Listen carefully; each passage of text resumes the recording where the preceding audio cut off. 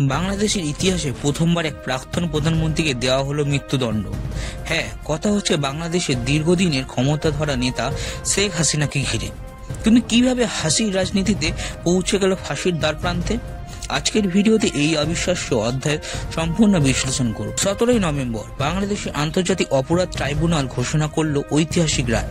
3 বিচারপতির বেঞ্চ গোলাম মুর্তুগাজ মজুমদার, মোহাম্মদ শফিউল আল আহমদ এবং মহিতুল হক এনাম চৌধুরী 453 পাতার রায় জানান, শেখ হাসিনা মানবতা বিরোধী অপরাধ করেছে। শুধু হাসিনাই নন, প্রাক্তন স্বরাষ্ট্রমন্ত্রী আসাদুজ্জামান খান এবং পুলিশের প্রাক্তন আইজি চৌধুরী আবদুল্লাহ আল মামুনকেও দোষী সাব্যস্ত করা হয়। হাসিনা ও আসাদুজ্জামানকে মৃত্যুদণ্ড আর মামুন রাজসাক্ষী হওয়ায় মাত্র 5 বছরের জন্য সাজা রায় হয়। রায়ের পর হাসিনা একে আখ্যা দেন সাজানো প্রহসন, বলেন এই রায় পক্ষপাতদুষ্ট। 2024 সালের জুলাইয়ে বাংলাদেশে উত্তাল কোটা সংস্কার আন্দোলনে এক সংবাদ সম্মেলনে শেখ হাসিনা প্রশ্ন তোলেন, মুক্তিযোদ্ধার পরিবার সংরক্ষণ পাবে না তো কি রাজকারাগারের সন্তানেরা পাবে? এতে ফেটে পড়ে ক্ষোভ। ছাত্ররা রাস্তায় বিক্ষোভ দাবানলের মতন ছড়িয়ে পড়ে। গণভবনের বাইরে গুলি, শত শত মৃত্যু, হাজার হাজার আহত।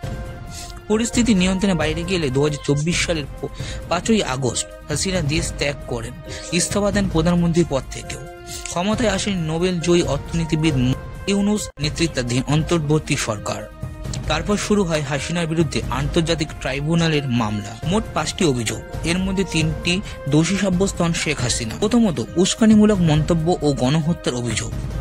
2014 সালে সংবাদ সম্মেলনে ছাত্রদের রাজ কারাগারের বাচ্চা বলে।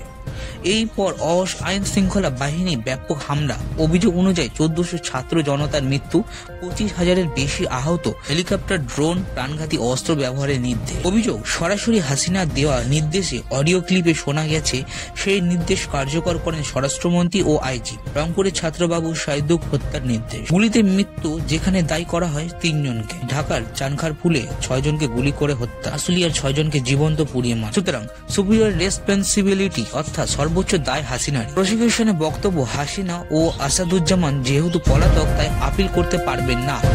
আপিল করতে হলে 30 দিনের মধ্যে দেশের আইনি আওতায় আত্মসমর্পণ করতে হবে, না হলে রায় চূড়ান্ত ধরা হবে। ফাঁসি থেকে ফাঁসি, বাংলাদেশের রাজনীতির এই অধ্যায় এক নতুন ইতিহাস শিল্পী। কিন্তু প্রশ্ন রয়ে গেল, এই রায় কি ন্যায় বিচারের প্রতিফলন নাকি ক্ষমতার পরিবর্তনের প্রতিশোধ? উত্তর হয়তো সবাই দেবে, কিন্তু অবশ্যই আপনাদের মতামত আমার কমেন্টে জানাবেন। ভিডিওটি ভালো লাগলে লাইক করবেন, শেয়ার করবেন, আর আমার চ্যানেলে নতুন থেকে দয়া করে চ্যানেলটিকে সাবস্ক্রাইব করবেন এরকম আরো মজাদার ভিডিও দেখার জন্য।